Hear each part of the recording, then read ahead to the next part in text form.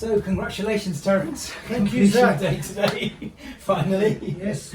So I just have a quick chat about your experiences of selling the salon. Yes. First of all, just going back to when we started, which was in April 2018. 2018. Yeah, that's when you first got the idea to sell. Yeah. No, we first talked about selling a couple of years earlier than that. Right. But in a partnership, obviously, two people have to be on the same page. Yeah. And I don't think we were, even though that was probably the right time. Yeah. To do, because the business was performing at its best. But we left it a little bit too late. Yeah. And we didn't really know who to go to. Yeah. So more like by luck, we found Zach's company through the Hairdressers Federation. Yeah, the National Hairdressers Federation. Yeah. Okay. And we made the initial call, and I think we had a chat for about an hour about our requirements. Yeah. And it was very sort of encouraging and proactive. Yeah. And explained it very, very clearly about what we needed to do. And I guess the first thing is that timing is important to sell now, looking back on it retrospectively. Definitely. So probably 2 or 3 years ago maybe would have perhaps been a better time to sell, in your opinion? Definitely. Yeah, because the business was really performing at its peak. Yeah. And this is one thing I do say to a lot of people who want to sell their business, that really timing is key, and you should be selling it when it's doing really, really well, rather than perhaps when it's time for you to sell, or you make that decision to sell. Yeah. Yeah. I mean, I think we left it a little bit later than what we should have, let's say, because the business was performing well, the team was well set up, but we didn't leave it too late. Yeah. You know, it wasn't like, if we would have left it perhaps any longer than what we did, I think we'd be in a different situation today. Yeah.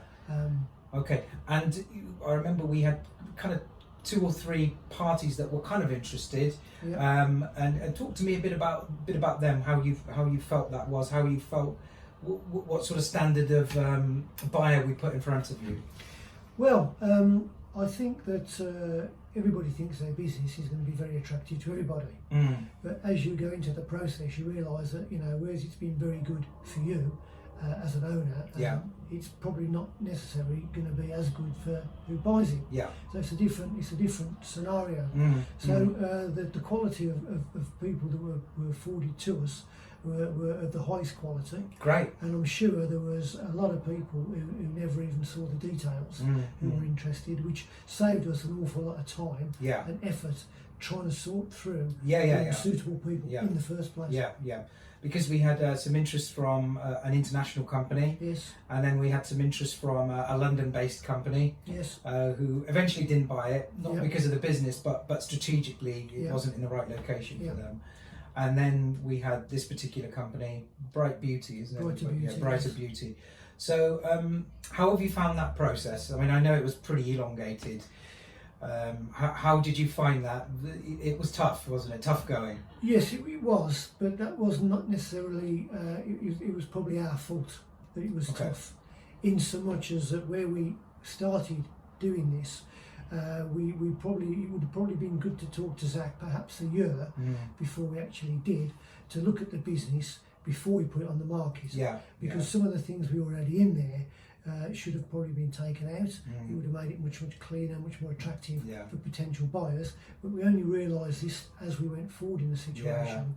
And it was just one of those things. Okay. And I found myself towards the end of it certainly having to kind of coordinate everybody, and just making sure that your interests were looked after at the last minute when all these changes were flying around. So did you feel that was important for you guys? Because you felt a bit in the dark about everything that was going on.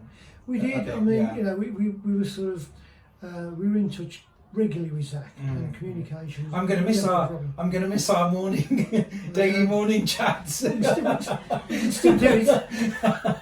But no, communication was never a problem with Zach. Good. Always available. Always, positive, not negative. Whereas when we're dealing with our solicitors and other people, that did get a bit negative sometimes. And it's a learning curve as you sort of try and accommodate all the different parties. And you absolutely need somebody sitting there with you to do that, because God forbid I was doing that on my own, or with somebody who didn't know the business and what they were doing. Great. Okay. Obviously we specialise in the hair and beauty industry. Would you recommend us to anybody else that might have a hair salon to sell? Absolutely. Great. Okay. Without a shadow of a doubt. Great. Okay. And you're happy for people to call you call me if they want a reference or recommendation? Yeah. Anytime anybody wanting to chat with my experiences with Zach, absolutely anytime welcome to take a call.